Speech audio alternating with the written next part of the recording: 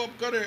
उनका एजेंडा था कि उनको प्रधानमंत्री बनने का उम्मीदवार बनना है। उसी कार्यक्रम के तहत वह विगत 6 महीनों से शिक्षकों की नौकरी नहीं दे रहे थे, सबको लटका कर रखे हुए थे।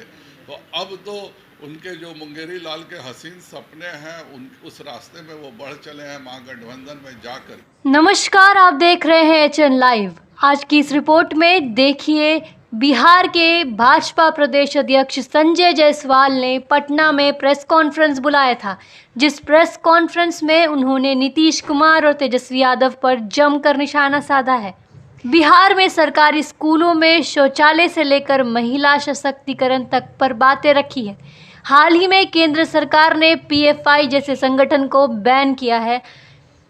पीएफआई पर लालू यादव का बयान आया था। लालू यादव ने कहा था पीएफआई के जैसे आरएसएस को भी बैन कर देना चाहिए। इस तरह के सभी संगठनों को बैन कर देना चाहिए। इस पर भी संजय जायसवाल ने कई बातें रखी हैं। आइए सुनिए क्या कहते हैं संजय जायसवाल। का लिखा हुआ जो जम्बू द्वीप का ये एक पूरा शिलालेख है और वो पूरे भारत में 8 ही जगह है और यह पर्यटन का बहुत बड़ा केंद्र हो सकता है और उसको एएसआई से मान्यता है, बिहार सरकार से मान्यता है। लेकिन बिहार में एक पॉलिसी चल रही है कि खास समाज के लोग जहां ज़मीन कैप्चर कर लें उनके लिए कोई कानून नहीं है और एक एएसआई के केंद्र को कैप्चर करके और उस शिलालेख को मज़ार में तब्दील कर देना, इससे दुखद बात कुछ नहीं हो सकती है। मैंने नीतीश जी से कहा है कि वह कार्रवाई करें। मुझे खुशी है कि हमारे बिहार में भाजपा के नेता प्रतिपक्ष विधान पार्षद के माननीय सम्राट चौधरी जी स्वयं वहां जा रहे हैं और भाजपा वहां धरना भी देगी और उस स्थान को निश्चित तौर पे मुक्त कराएगी। पर मेरा प्रश्न जदयू के उन नेताओं से है जो बनते तो सम्राट अशोक के हितैषी हैं, लेकिन आज 5 दिन बाद भी उनका मुंह नहीं खुल रहा। सीएम का कौन सा संवाद है? हाँ, सीएम का इन्वेस्टर मीट है।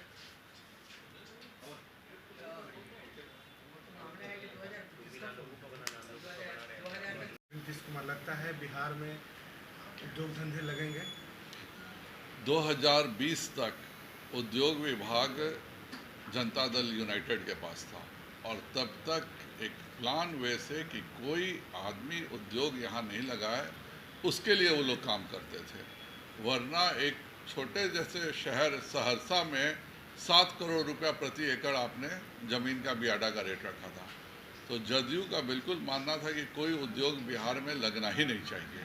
पहली बार 2020 में शाहनवाज हुसैन जी के नेतृत्व में हम लोगों ने उद्योग मंत्रालय भाजपा को मिला और वो मिलने के पश्चात हम लोगों ने एक इतिहास बनाने का काम किया कि 10 दिनों के भीतर बियाडा की ज़मीन अलॉट हो जा रही थी, पर्यावरण से एनओसी मिल जा रहा था, आपका श्रम से एनओसी मिल जा रहा था और एक बहुत काफ़ी उद्योग धंधे हम लोगों ने इस बीच में लगाए।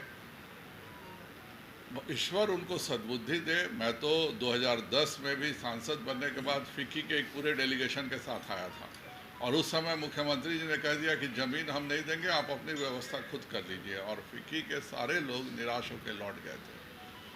तो आज वह मिल रहे हैं उद्योगपतियों से, तो यह अच्छी बात है। बिहार का विकास सबका लक्ष्य होना चाहिए। 17 साल बाद ही सही, अगर भगवान ने उनको सद्बुद्धि दे दिया है कि बिहार में उद्योग धंधे लगने चाहिए और उसके लिए उनको जाना चाहिए, तो यह अच्छी बात है। वरना आज तक वह किसी भी उद्योगपति से मिलने में भी शर्म महसूस करते थे। ये बात की जाए तो मुख्यमंत्री नीतीश कुमार ने कहा है कि हम जवाब तो पूर्णिया में ही देंगे। अमित शाह ने पूर्णिया में झूठ बोला है तो जवाब में पूर्णिया में देंगे। अच्छी बात है। मेरा एक अनुरोध रहेगा कि 6 पार्टियों को साथ लेकर जवाब देने जाएं, क्योंकि 2020 के शुरुआत में उन्होंने गांधी मैदान में एक रैली किया था और 16 मंत्री रहते हुए भी 6000 लोग नहीं जुटे थे उनके गांधी मैदान के रैली में। तो इसलिए वह बाकी सबों के साथ जाएं और मीटिंग करें। कहीं अकेले करने के चक्कर में पड़ गए तो पता चला जब 16 मंत्री उनके थे तब तो 6000 की भीड़ गांधी मैदान में नहीं जुटी थी। ऐसा नहीं हो कि 600 लोग रहे मुख्यमंत्री। बड़ी तेजी से निर्माण, कभी शिक्षा विभाग, कभी किसी विभाग, राजस्व विभाग। नहीं, बिल्कुल मेरा भी अनुरोध है। शिक्षा विभाग का जो 6 महीने से 1,15,000 नौकरियों को लटका के रखा है उसको अब करे।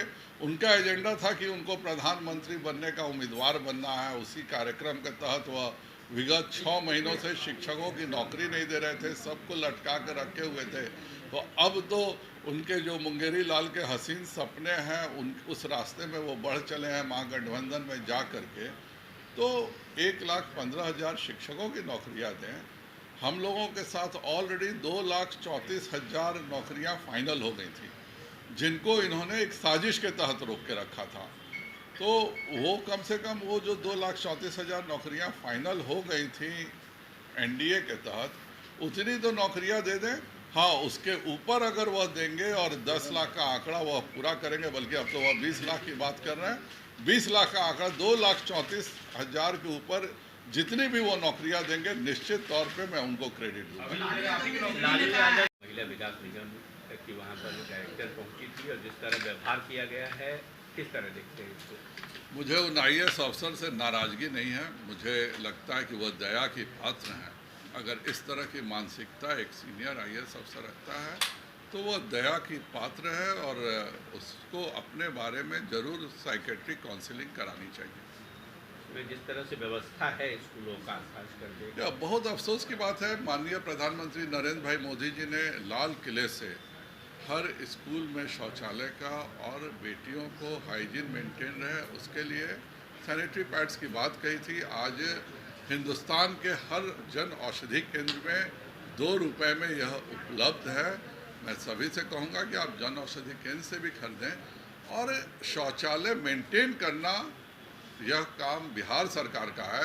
यह अफसोस की बात है। मैं पहले से जानता था कि बिहार में कभी स्कूलों में शौचालय नहीं बन सकते हैं, और हम सभी सांसदों ने प्रधानमंत्री जी से अनुरोध किया था और प्रधानमंत्री जी के आदेश पर पब्लिक सेक्टर अंडरटेकिंग्स जो भारत सरकार के हैं, उन्होंने बिहार के प्रत्येक स्कूल में शौचालय बनाया।